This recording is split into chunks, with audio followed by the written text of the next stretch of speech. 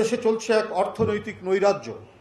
ব্যাংকগুলো টাকার জন্য হাহাকার করছে, ব্যাংক ঋণ বিতরণ করছে আমানতকারীদের অর্থ থেকে, আবার ওই ঋণের অর্থ ক্ষমতা ঘনিষ্ঠ লুটেরারা ফেরত দিচ্ছে না। ইতিমধ্যে ব্যাংকগুলোর বিনিয়োগ ক্ষমতা কমে যাচ্ছে। আবার চরম ডলার সংকটে গ্রাহকের চাহিদা অনুযায়ী পণ্য আমদানির জন্য এলসি খুলতে পারছে না। অন্যদিকে উপজেলা ও জেলা পরিষদের সরকারি কর্মকর্তাদের জন্য 261টি স্পোর্টস ইউটিলিটি ভেহিকেল অর্থাৎ এক ধরনের স্টেশন ওয়াগন ক্রয়ের জন্য প্রধানমন্ত্রীর মত দিয়েছেন, যার প্রতিটি মূল্য 1,46,00,000 টাকা। গত 7ই জানুয়ারি ডামি নির্বাচনের আগেই কেনার কথা ছিল, যা উৎকোচ হিসেবেই সেগুলিকে মানুষ বিবেচনা করেছে। যাই হোক, সেই সময় এই ক্রয়ের বিষয়টি স্থগিত রেখে ডামি নির্বাচনে কর্মকর্তাদের অবদানের জন্য কৃতজ্ঞতা স্বরূপ এখন তাদের তা দেওয়া হচ্ছে, অর্থাৎ এই ভেহিকেলগুলি দেওয়া হচ্ছে।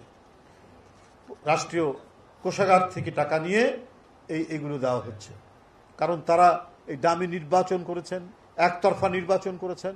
এই কারণেই এটি তাদেরকে উপহার হিসাবে দেওয়া হচ্ছে। প্রধানমন্ত্রীর কাছে দেশ ও জনগণ অপান্তেয়, শুধুমাত্র ক্ষমতায় আরাধ্য। সরকারের এই নীতি কর্তৃত্ববাদী শাসনের এক চরম দৃষ্টান্ত।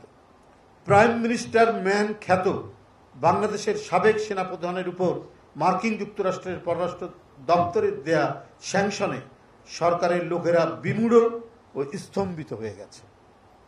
যে সেনাপ্রধান জেনারেল আজিজ গণতান্ত্রিক আন্দোলনে অংশগ্রহণরত নেতাকর্মীদের প্রতি ইঙ্গিত করে বলেছিলেন, বিজেপির সবই লিথাল, প্রাণঘাতী অস্ত্র, কেউ আক্রমণ করলে জীবন বাঁচাতে গুলি করতে পারে।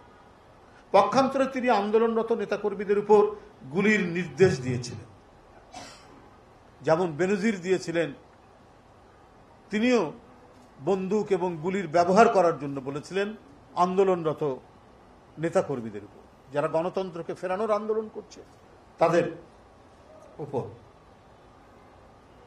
পৃথিবীর সকল সভ্য গণতান্ত্রিক দেশে কোনো আধা সামরিক সংগঠনের প্রধান এ ধরনের বক্তব্য রেখেছেন তা আমাদের জানা নেই। যে কোনো দাবির প্রশ্নে জনগণের উত্তাল আন্দোলনে অংশগ্রহণরত শ্রেণী পেশার মানুষরা সবসময় ইমিউনিটি অফ নন কমব্যাটেন্ট হিসাবেই গণ্য করা হয়। আইন প্রয়োগকারী সংস্থা ধৈর্যের সাথে সেটি মোকাবেলা করেন।